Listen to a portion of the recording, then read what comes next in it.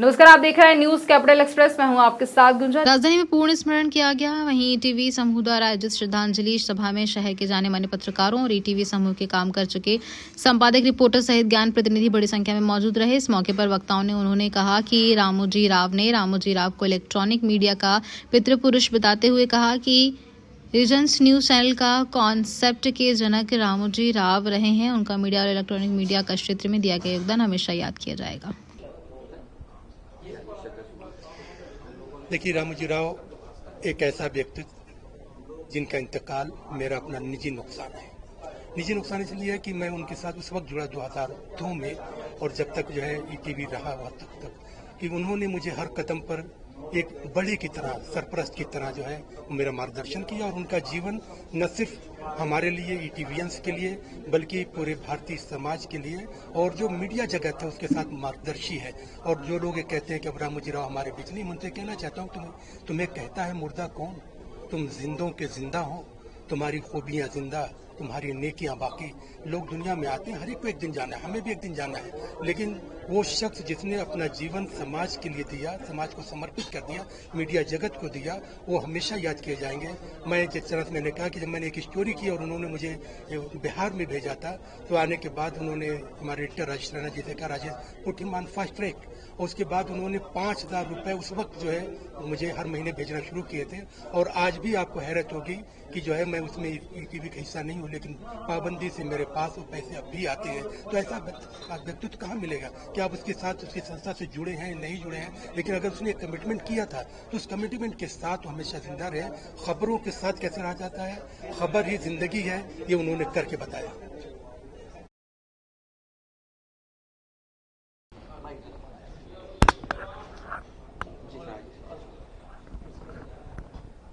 मैं हमारे आदरणीय रामोजी राव जी की दिवंगत आत्मा को बहुत प्रणाम करता हूं।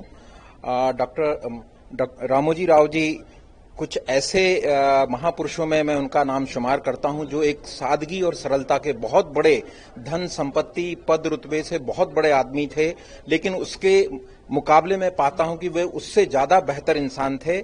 मैं इसलिए ये बात कह रहा हूं कि 2003 में मुझे पहली बार जब मैंने प्रिंट से इलेक्ट्रॉनिक मीडिया में आया था तो ईटीवी ही वो संस्थान था जिसने मौका मुझे दिया था। और करीब 40 मिनट जो है खुद रामोजी राव जी ने मेरा इंटरव्यू लिया था। उसमें बहुत सारी ऐसी चीजें जो कि आमतौर पर कोई भी बड़ा मीडिया मालिक जो है, मुझे नहीं लगता कि इतनी पर्सनल बातें, परिवार के बारे में, आपकी व्यक्तिगत अभिरुचि के बारे में जो बात करते हैं। और मैंने उनको करीब 1.5 साल मैं ईटीवी में रहा और मैंने पाया है कि वो बहुत उसूलों के बहुत पक्के आदमी थे। और उन्होंने, जैसा आज कहा जाता है कि मीडिया को बहुत दबाव का सामना करना पड़ता है, समझौते करना पड़ते हैं, तो मुझे लगता है कि मैं जितनी भी टाइम में रहा तो कभी 2-3 ऐसे मौके आए जब उन्होंने कहा कि नहीं, हमको फैक्ट फिगर पे ही काम करना है, हमको किसी के दबाव में आगे नहीं आना है।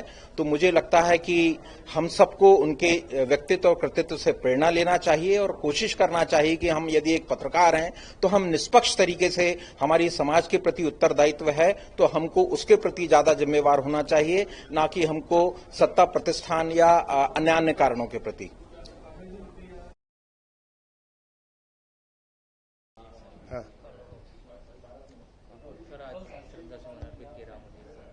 देखिए, आज हम सब लोग यहाँ हमारे इलेक्ट्रॉनिक मीडिया के पितृपुरुष माननीय स्वर्गीय रामोजी राव साहब के देह अवसान के उपरांत श्रद्धांजलि सभा में उनको श्रद्धा सुमन अर्पित करने के लिए उपस्थित हुए हैं।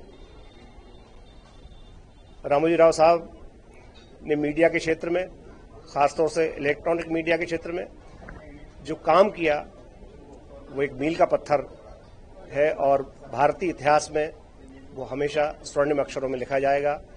क्योंकि रीजनल मीडिया की स्थापना का श्रेय अगर किसी को जाता है तो उन्हीं को जाता है। मीडिया को गांव तक पहुंचाने का श्रेय अगर किसी को जाता है तो उन्हीं को जाता है। उनका एक जो रीजनल अखबार था इनाडू, जो तेलुगु भाषा में निकलता है, उससे उन्होंने फैसिमल एडिशन की शुरुआत की थी, जहां जिलों की और ब्लॉक की और तहसील की और गांव की खबर को प्रमुखता से दिया जाता था और बड़े बड़े स्थान में उसको प्रकाशित किया जाता था ताकि प्रशासन तक जनता की और जनता तक प्रशासन की आवाज पहुंच सके। ऐसे रामोजी राव साहब आज हमारे बीच में नहीं है। उन सबको आज भोपाल में उनके जो प्रशंसक थे, उनके ईटीवी परिवार से जो लोग वर्तमान में और पूर्व में जुड़े रहे, उन सब ने यहाँ उपस्थित होकर उन्हें श्रद्धांजलि दी। मैं भी उस श्रद्धांजलि में शामिल हुआ और मैं भी ईटीवी परिवार का पूर्ण सदस्य हूँ। इस नाते मैं यहाँ आज उपस्थित हुआ।